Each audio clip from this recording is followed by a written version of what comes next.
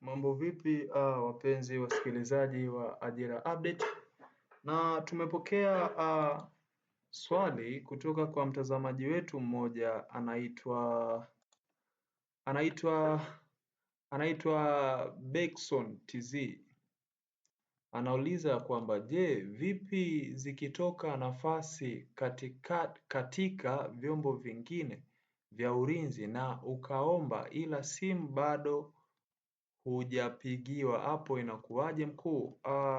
Bekson anauliza ya kwamba ni vipi nafasi zikitoka, mfano nafasi za jeshi la polisi, nafasi za magereza, alafu bado hawajakupigia JW, itakuwaje? Usije ukachanganya mambo ama ukajikuta uko kwenye sehemu mbili tofauti. Nadhani ndio maana yako hiyo unachotaka kufahamu.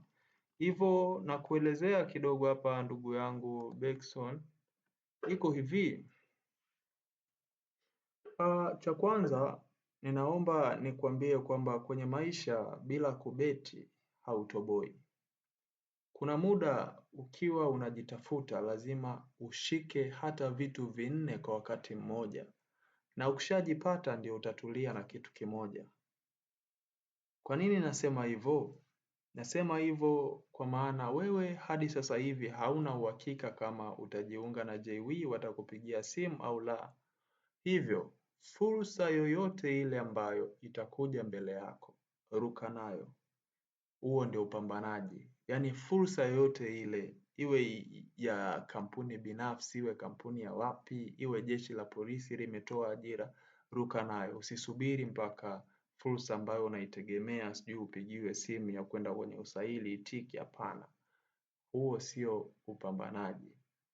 Kubeti tunamaanisha tunabeti vitu vingi, alafu mkeka utakao tiki ndio tunaruka nao, ndio betting ilivyo. Kwa maana hiyo ndugu yangu Bekson, ondoa shaka kabisa. Kama kuna issue zingine sasa hivi uko unafanya, hebu ruka nazo, wewe fanya. Kama kuna kampuni linatafuta watu, ruka, nenda.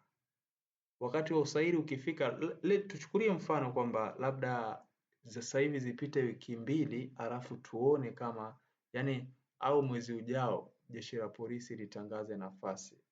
Umeona? Alafu ukaomba, ulivyoomba tuseme sasa ukaomba, ulivyoomba tu polisi alafu wakupigie simu JW ufanye usaili. Utaenda ukafanya usaili, bado unabeti. Umenielewa?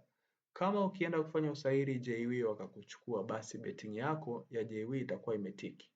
Ila wakikurudisha ukawa umefeli kwenye usaili, maana hiyo utakuwa na chance nyingine ya kusubiri uitwe kwenye usaili jeshi la polisi. Ukienda ukabeti ukafaulu, basi unachomoka. Hiyo ndio betting. Kwa hiyo Bekson, kitu ambacho hakitakiwi kwenye tangazo ambalo walikuwa wamelitoa ni kwamba usiwe umewahi kufanya kazi sehemu yoyote ile kwenye vyombo vya usalama au kwenye serikali. Ndio kitu ambacho hawataki. Kwa maana hiyo sasa hivi wewe uko free, unaweza kufanya kitu chochote, lakini kwa mtu ambaye alikuwa ameajiriwa labda jeshi la polisi au ameajiriwa serikalini alafu anataka aende JW, anatuma maombi ya kujiunga na JW, hiyo ilikuwa haitajiki. Tangazo lilikataa. Kwa maana hiyo jibu lako simple ambalo naweza nikakupa, naweza kukuambia kwamba hakuna kizuizi chochote cha wewe kitakachokuzuia kuomba sehemu nyingine tena. Endelea kupambana, kama kuna fursa inatokea ruka nayo, ndio ujana huo. Siku ambayo utaona kwamba fursa fulani imetiki ndio unaishi nayo, ndio una stay pale. Ndio ilivyo ndugu yangu, watu wanabeti sana, yani unakuta mtu ajira ikitoka huko anatuma, kampuni fulani imetoka anatuma, hivyo yani. Kwa hiyo nafikiri umenielewa. Chao.